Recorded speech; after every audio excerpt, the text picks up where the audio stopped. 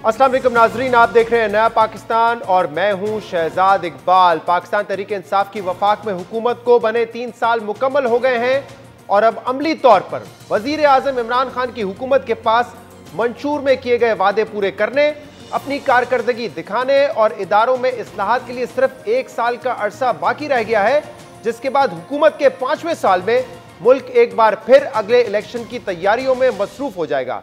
इन 3 सालों के दौरान पाकिस्तान तहरीक इंसाफ ने अपने मंशूर पर कितना अमल किया, पाकिस्तान को नया पाकिस्तान बनाने का सफर कहां तक पहुंचा, एफबीआर, नैब, पुलिस, अदालती निजाम, एनर्जी सेक्टर, सरकारी इदारों और ब्यूरोक्रेसी समेत दीगर रियासती इदारों में इस्लाहात और वादे किस हद तक पूरे हुए, आज इस पर तफसील से प्रोग्राम में बात करेंगे। पाकिस्तान तहरीक इंसाफ ने अपने मंशूर में कई बड़े दावे किए थे, इनमें से कुछ अहम तरीन दावों पर आज हम प्रोग्राम में तफसील से नजर डालेंगे और जानने की कोशिश करेंगे कि हुकूमत के आधे से ज्यादा अरसे गुजरने के बाद तक कितने इंतखाबी दावों पर मुकम्मल अमल दरामद हुआ है, कितने वादों पर काम जारी है और कितने वादों पर अभी तक सिरे से कोई काम हुआ ही नहीं है।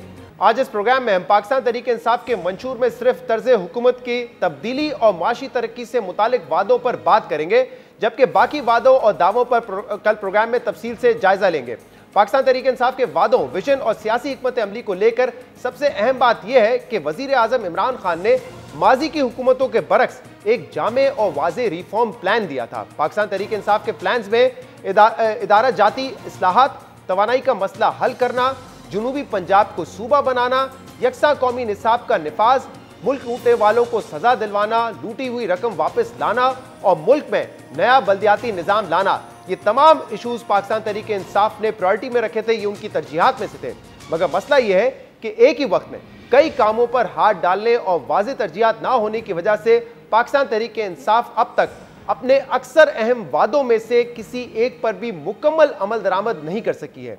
कई वादों पर 3 सालों के बाद भी काम जारी है, तो कुछ वादों पर अभी तक काम शुरू ही नहीं हो सका है।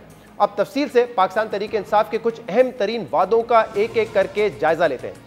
पाकिस्तान तहरीक इंसाफ ने अपने मंशूर में सबसे पहला यह वादा किया था कि हुकूमत नैब को मुकम्मल खुद मुख्तार बनाएगी, उसकी सलाहियत बढ़ाने के लिए काम किया जाएगा, नैब कानून में तब्दीली करेगी और बगैर किसी सियासी जानिबदारी के तमाम करप्शन स्कैंडल्स की तहकीकात करेगी।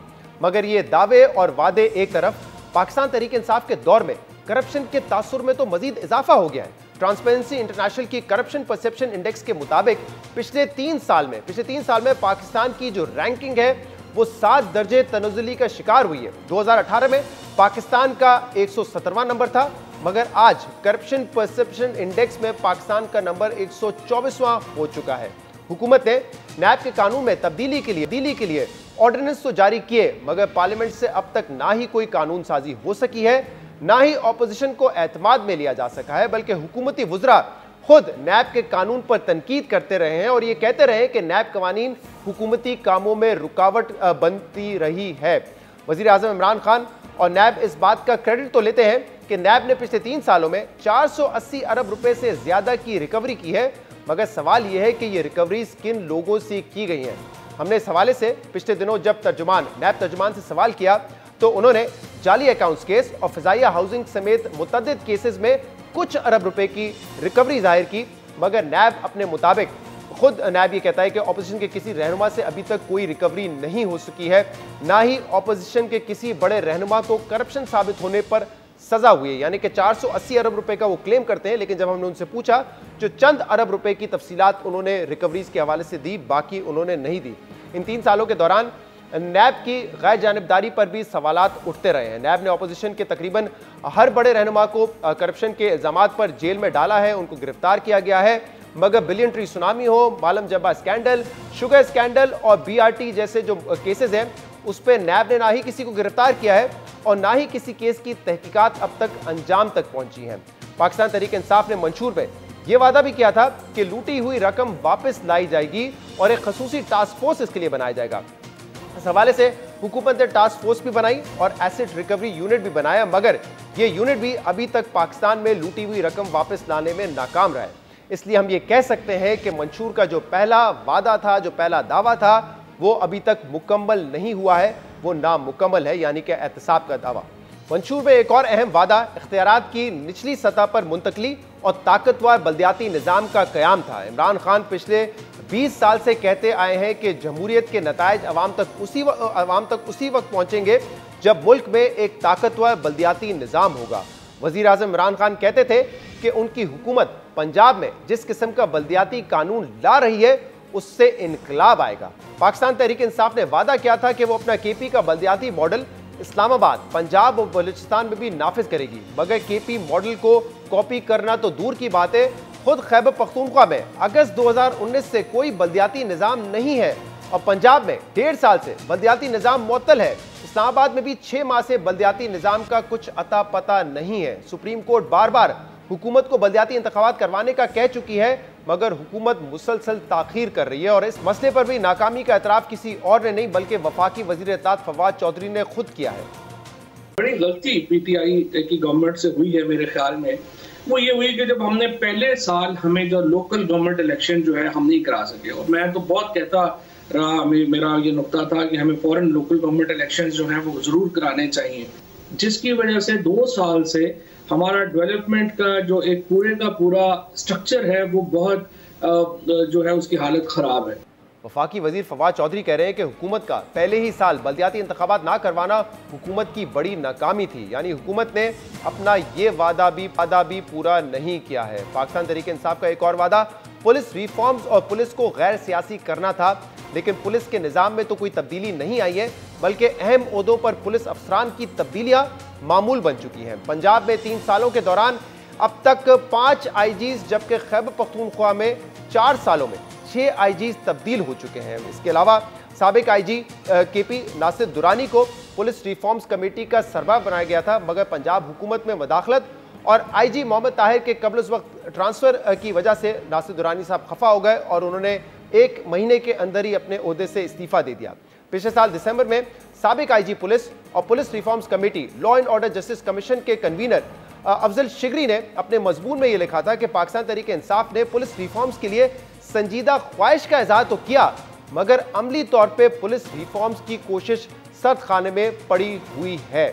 इसलिए हम ये कह सकते हैं कि पुलिस रिफॉर्म्स का जो वादा किया था, जो मैनिफेस्टो में दावा किया गया था, वो भी अब तक नामुकम्मल है। इसके अलावा पाकिस्तान तहरीक इंसाफ ने अपने मंशूर में क्रिमिनल जस्टिस सिस्टम में इस्लाहात लाने का भी वादा किया था कि शहरियों को बरवक्त और मयारी इंसाफ फराम किया जाएगा, मगर अहम बात यह है कि अभी तक सिवाय विरासती ज़मीन की मुंतकली, सक्सेशन सर्टिफिकेट और लेटर ऑफ एडमिशन के मसाइल हल करने के अलावा क्रिमिनल जस्टिस सिस्टम में इस्लाहात का कोई खातिर-खा काम नहीं हुआ है। सुप्रीम कोर्ट ने हुकूमत को मुल्क भर में मजीद 120 एहतसाब अदालतें कायम करने की हिदायत दी थी ताकि जो एहतसाब अदालत में केसेस हैं उनको जल्दी से निपटाया जा सके, मगर अभी तक हुकूमत ने सिर्फ 30 अदालतों के क़याम के मंजूरी दी है, जिस पर अभी तक काम जारी है।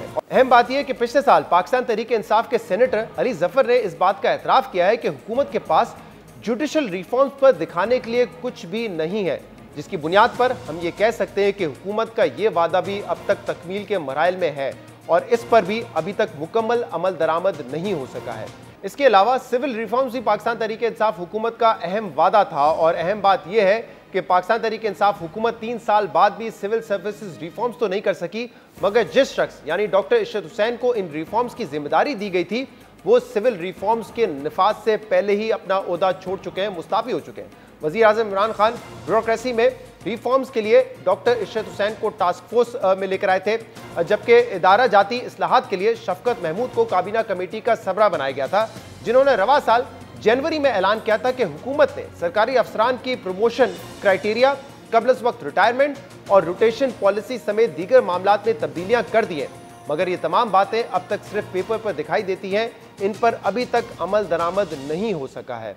पुलिस, अदालती और सिविल रिफॉर्म्स कहां तक पहुंची हैं, इसकी तफसीलात हमने आपके सामने रखी हैं। इस हवाले से वजीर इत्तलात फवाद चौधरी एतराफ़ कर चुके हैं कि इन तमाम पर इस्लाहात वजीर आज़म इमरान खान के विजन के मुताबिक नहीं हो सकी हैं। ने हमें कोई मामूली से कह लीजिए कि नट बोर्ड ठीक करने के लिए मुंतखब नहीं किया।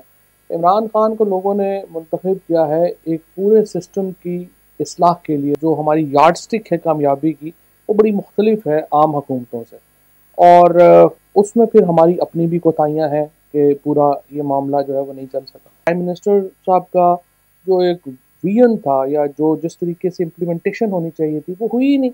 जो बुनियादी कुछ अगर आप स्टेप्स कहें पुलिस रिफॉर्म्स के, बुनियादी कुछ स्टेप्स कहें हम जुडिशल रिफॉर्म्स के, जो हमने एसओईज के ऊपर चीज़ें बनाई थी, सारी स्टैंड स्टिल है। और फ्रेंकली एक रूटीन गवर्नमेंट हम चला रहे हैं। आप सोच खाली जितनी मर्जी अच्छी रख लें, अगर आपके पास टीम नहीं है, आइडिया इम्प्लीमेंट जो है वो नहीं हो सकता।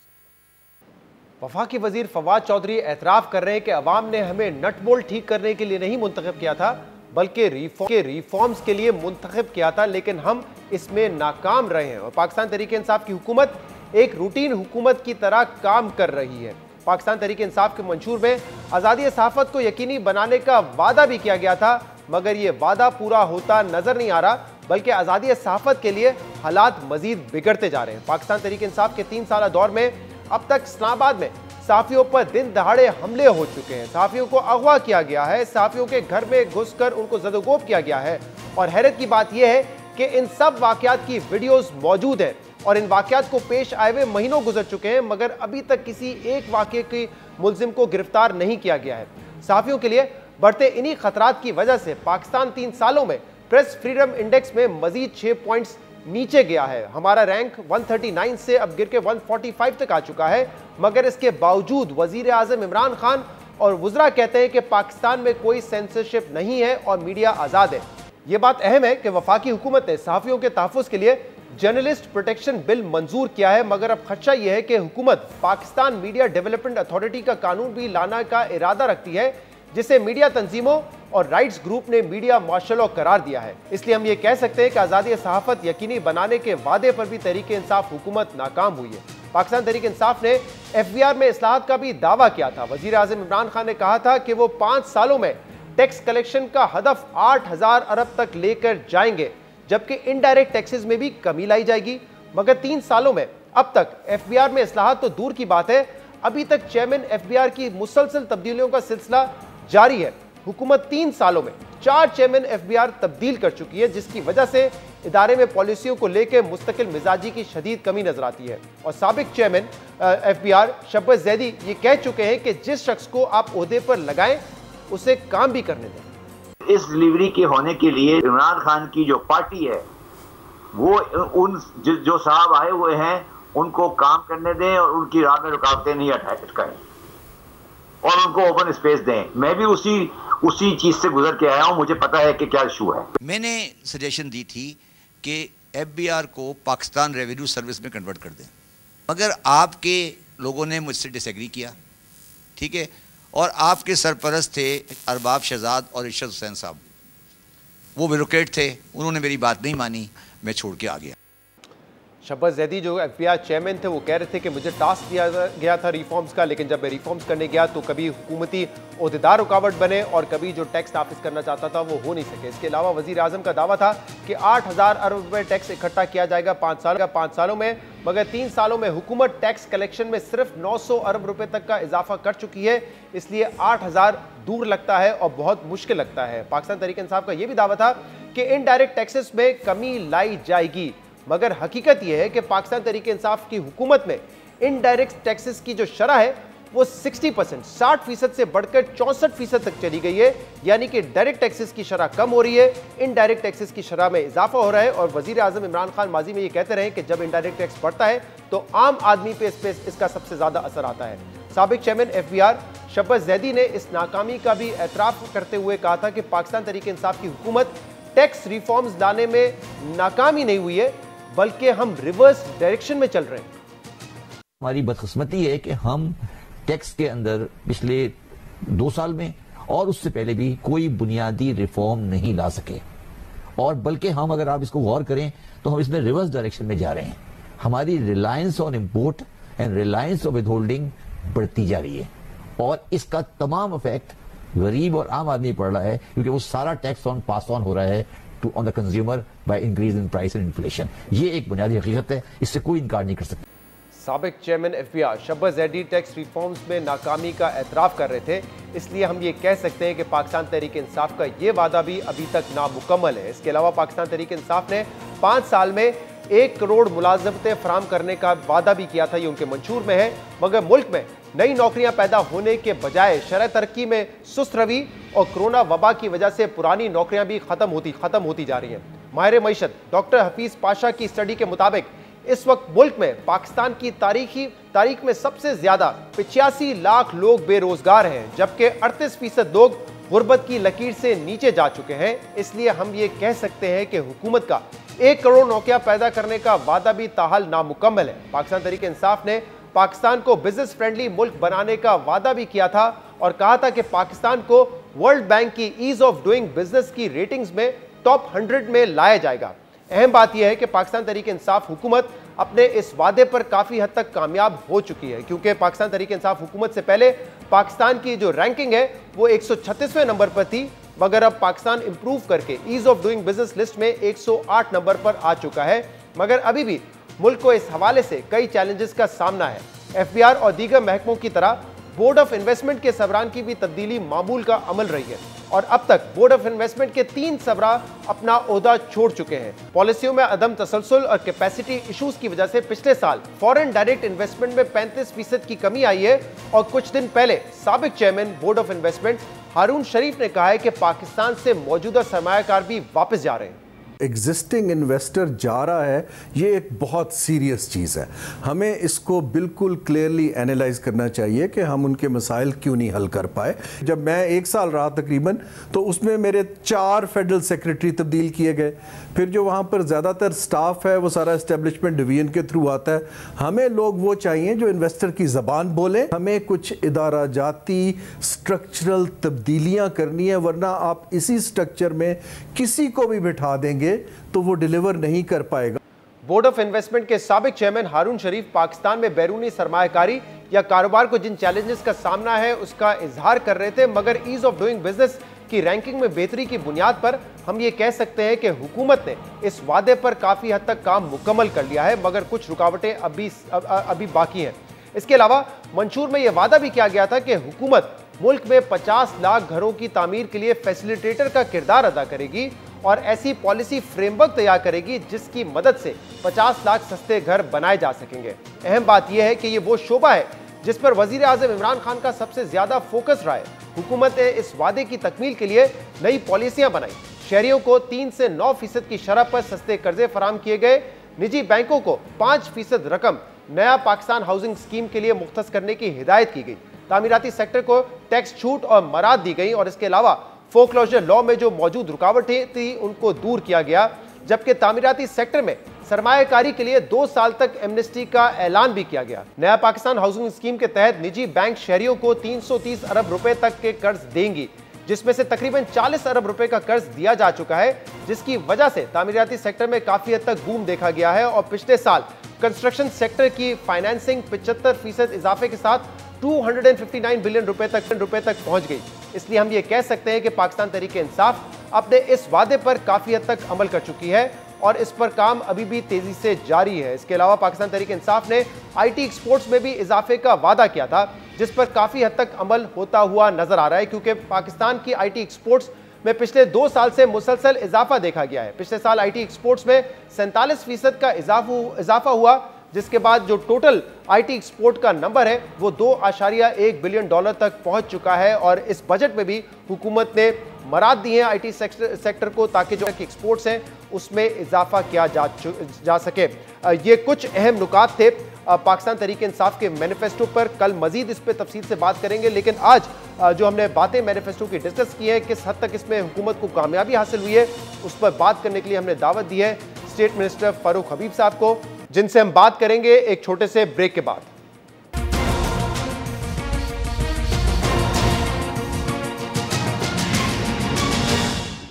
वेलकम बैक नाजरीन। ब्रेक में जाने से पहले तफसील से हमने डिस्कस किया जो गवर्नेंस के हवाले से और ग्रोथ के हवाले से, इकोनॉमिक ग्रोथ के हवाले से अपने मंशूर में पाकिस्तान तहरीक इंसाफ ने पॉलिसीज का जिक्र किया था, उस पर किस हद तक अमल हुआ है, इस पर बात करने के लिए अब हमें ज्वाइन किया है state minister for information Farooq Habib साहब ने। फारूक साहब बहुत बहुत शुक्रिया, आपने हमें वक्त दिया।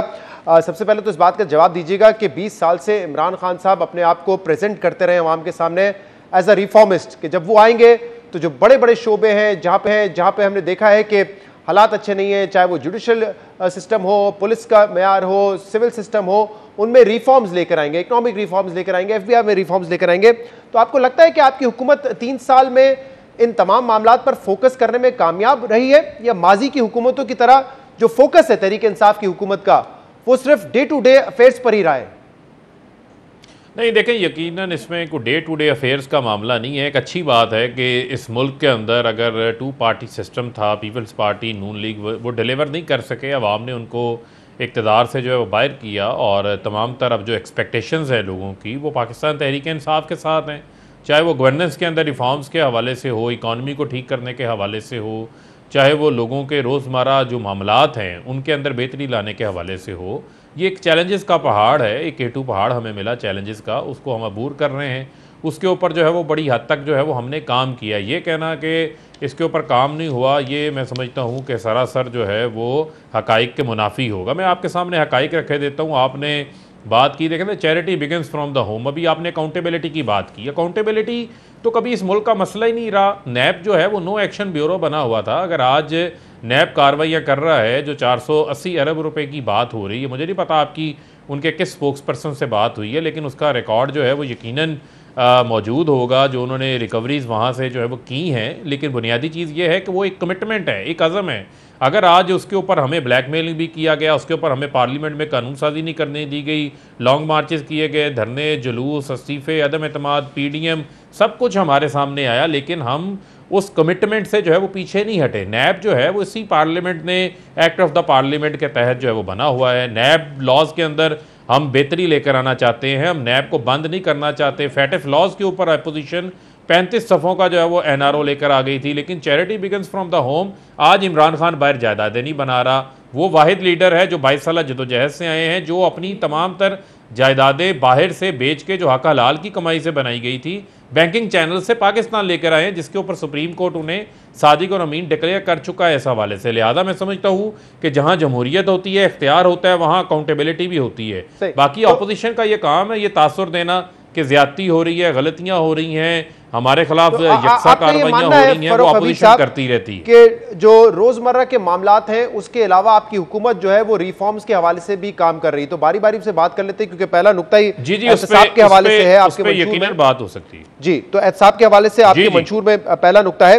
क्या वजह है? अगर आप कहते हैं कि हमने इस हद तक नैब को भी तगड़ा बनाया है, नैब ने रिकवरी भी की है, तो करप्शन परसेप्शन इंडेक्स में पाकिस्तान की जो रैंकिंग है वो कैसे हो सकता है कि फिर 117 से गिरकर 124 पर आ चुकी है? देखें, जो आप शहजाद, आप जो ट्रांसपेरेंसी इंटरनेशनल की रिपोर्ट का हवाला दे रहे हैं, उस रिपोर्ट के ऊपर बेशुमार बात जो है वो बात हो चुकी। उसके ऊपर कोई नैब की या जो बड़े बड़े करप्शन के केसेस हैं ये उसके ऊपर बेस नहीं है।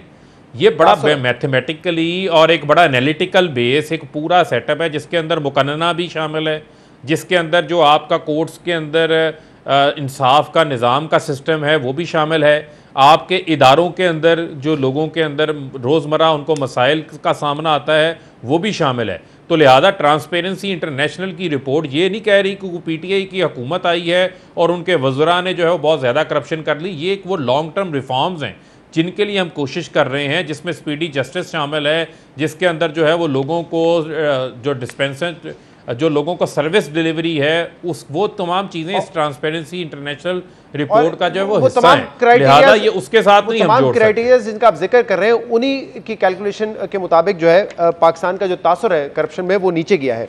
लेकिन फिर आपने कहा कि जो एहतसाब होगा वो बिला तफरीक होगा, गैर जानिबदार होगा।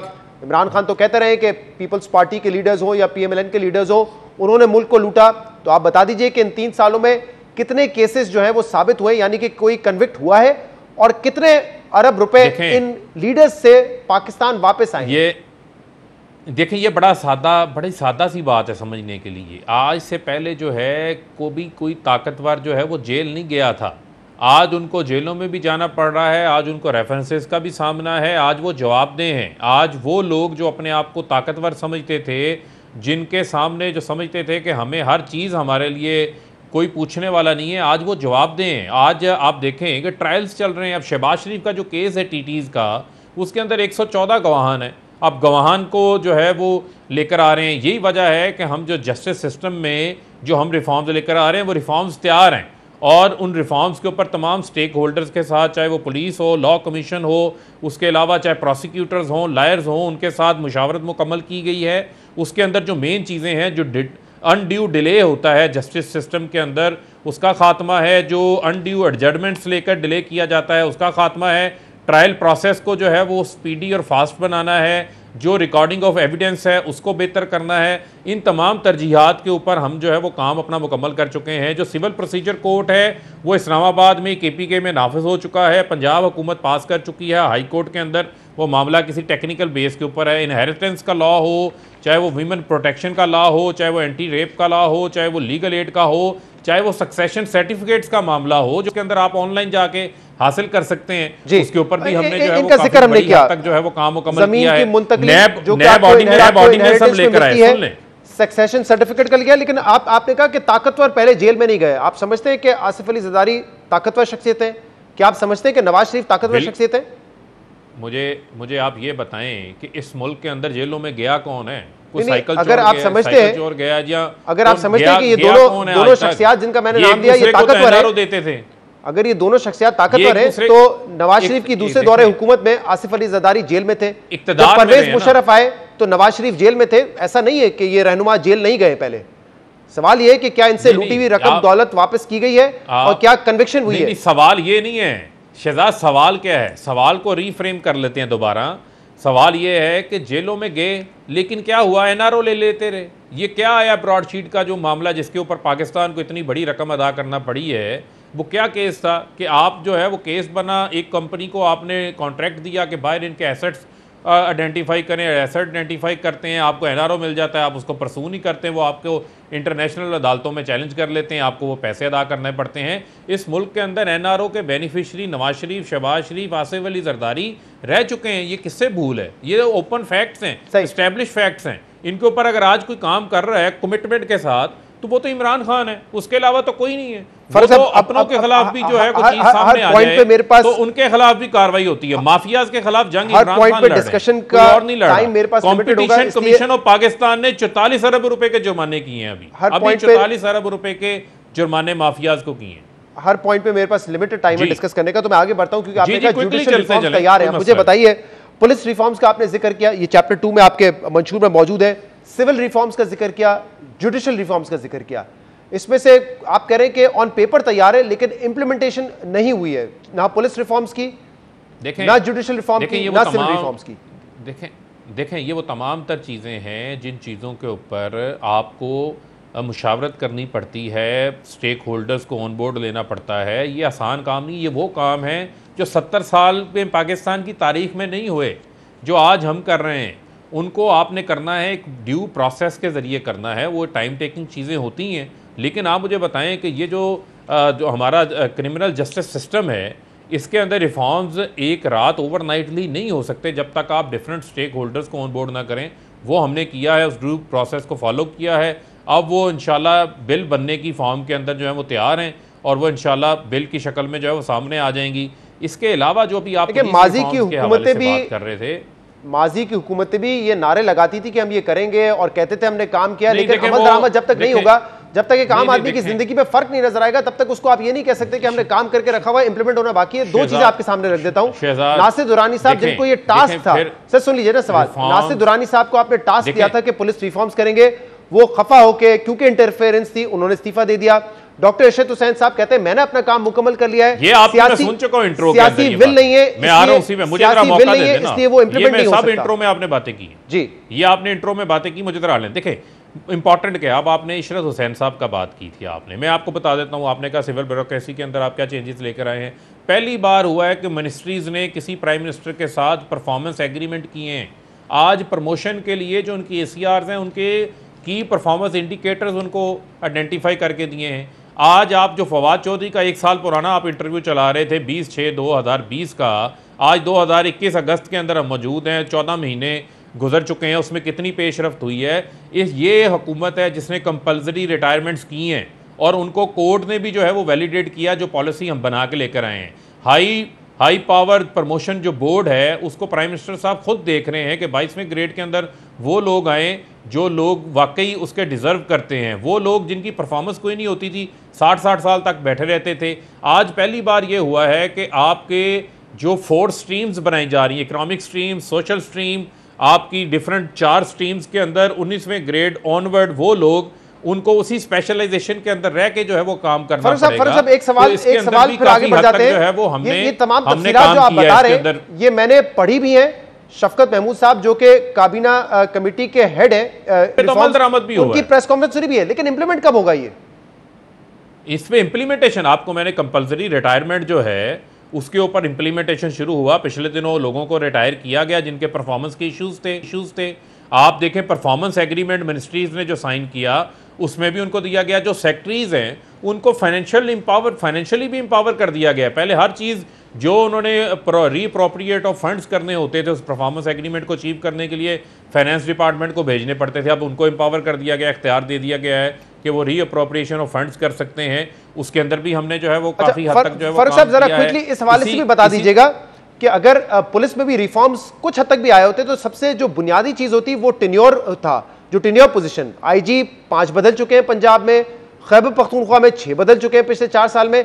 तो इसका मतलब जो बुनियादी चीज है, जब आप कहते हैं कि हम रिफॉर्म लेकर आएंगे और सियासत से दूर रखेंगे, सियासी इंटरफेरेंस से, तो ये तो नहीं हो रहा है। आईजी आता है, तब्दील हो जाता है चंद महीने में। फिर थोड़ा देखें आप शहजाद एक चीज को ले लेते हैं, मैं आपको थोड़ा पंजाब के हवाले से बता देता हूं। देखें पंजाब के अंदर अभी आपके बहुत सारे ऐसे थाने हैं जो ISO सर्टिफाइड हो चुके हैं और बाकियों को हम कर रहे हैं, जिसके अंदर वो सर्विसेज, क्वालिटी, डिलीवरी, उन तमाम चीज़ों को मद्देनज़र रख के सर्टिफाई करते हैं। इसी तरह आपके फ्रंट डेस्क काम बनाए गए हैं कि अगर क्राइम मियाँ वाली में किसी भी जगह हुआ है तो आप लाहौर में जाके भी दर्ज करवा सकते हैं। और कंपलसरी है क्राइम को दर्ज करने के हवाले से 500 पुलिस को एम्पावरमेंट करने के लिए उनको व्हीकल्स की ज़रूरत थी, वो दी। जितनी वेकेंट सीट थी वो उनको करवा के दे दी। आपने टेन्योर पोस्टेज की बात की, आप चेक करें, आप आईजीज़ का तो एक चीज़ आप पकड़ते हैं, वो एक एडमिनिस्ट्रेटिव इंतज़ामी डिसीजंस हैं जो आपको लेने पड़ते हैं, हालात को सामने रखते तदरीज हम उसकी तरफ भी जा रहे हैं। लेकिन आज कोई अंडर ग्रेड का बंदा अगर DPO आपका एक ग्रेड का लगेगा, CCPO एक ग्रेड का लगेगा, DIG एक ग्रेड का लगेगा, तो वो उसी ग्रेड के अंदर लग रहे हैं। पहले शहबाज शरीफ दौर में तो 17वें ग्रेड के बंदे को 18वें को 20वें की पोजीशन पे लगा दिया जाता था। आज वो काम नहीं हो रहा, तो लिहाजा वहां भी हमने जो है वो पेशरफ्त की है। इनको ये कह के लगाया जाता है कि बहुत एफिशिएंट है, तकदीर बदलेंगे, पंजाब बदलेंगे, लेकिन फिर उनको हटा दिया जाता है। मैं आगे बढ़ता हूं। बल्दियाती इलेक्शंस नहीं करवा सके आप लोग खैबर पख्तूनख्वा में 2019 के बाद, ना पंजाब में। सुप्रीम कोर्ट कहती रही कि माजी का जो निज़ाम था उसको आप बहाल करें। अब 20 साल से वजीर आज़म इमरान खान कहते रहे कि जमहूरियत उसी वक्त कामयाब होगी जब 3rd टियर गवर्नमेंट होगी, लोकल गवर्नमेंट होगी। इसमें तो आप मुकम्मल तौर पे नाकाम हुए, ना पंजाब में है, ना इस्लामाबाद में है, ना ही खैबर पख्तूनख्वा में है बल्दियाती हुकूमत। फिर देखें, फिर समझने की ज़रूरत है। पहली बात तो ये है, पहले ये तो तस्लीम करें कि मुल्क के अंदर जो पिछली हुकूमतें बल्दियाती निज़ाम देकर गई थी, पंजाब में टुथलेस निज़ाम था। Just on the stroke of the pen जो है वो शहबाज शरीफ किसी भी मेयर को जो है वो फारिग कर सकते थे। हम जो एक्ट 2019 के अंदर पंजाब में लेकर आए हैं उसमें हम डायरेक्ट इलेक्शंस लेकर आए हैं, मेयर्स को एम्पावर किया गया है, फाइनेंशियल एम्पावरमेंट कागज पर लेकर आए हैं। फरूख साहब ये ना कहे लेकर आए, कागज पर लेकर आए। सुन तो 120 दिन आइन कहता है कि 120 दिन के अंदर आप इंतखाबात करवाएंगे।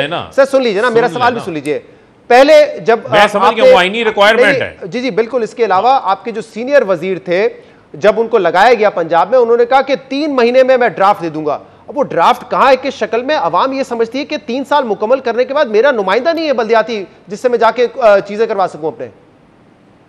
देखिए पहले तो कंपैरिजन ले लेना, 2013 से 2018 में पंजाब में एक टुथलेस बल्दियाती निज़ाम था। 2013-2018 में KPK के अंदर एक एम्पावर्ड बल्दियाती निज़ाम था, एस्टेब्लिश था, जिसकी आप लोग भी, पूरे मुल्क के लोग उसकी तारीफ़ करते थे। अब इससे आगे चलना है।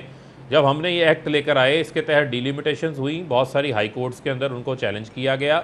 इसके अलावा अभी एक और फैसला सुप्रीम कोर्ट का आ गया, 2013 के एक्ट के तहत उन्होंने बल्दियाती हुकूमतों को बहाल कर दिया। उसके ऊपर पंजाब गवर्नमेंट रिव्यू में गई है, लेकिन इस वादे को आइंदा आने वाले साल के अंदर हम पूरा करने जा रहे हैं। इसी बल्दियाती एक्ट के अंदर जो है वो हम तरमीम लेकर आए हैं, उसको इम्प्रूव करके इंशाल्लाह आइंदा जब आपका ये साल पूरा होगा, आप शो कर रहे होंगे, तो आपको बल्दियाती हुकूमतें रियलिटी में एज ऑफ नाउ अगले साल देखेंगे। अगर मैं आज ये कहता हूं कि खैबर पख्तूनख्वा में, आपको पहले इस्लामाबाद में, पंजाब में, बलूचिस्तान में एक आम आदमी के पास लोकल गवर्नमेंट नहीं मौजूद है, वो लोकल गवर्नमेंट नुमाइंदों को इलेक्ट नहीं किया उसने, तो ये दुरुस्त बात है ना, ये काम नहीं हुआ अभी तक।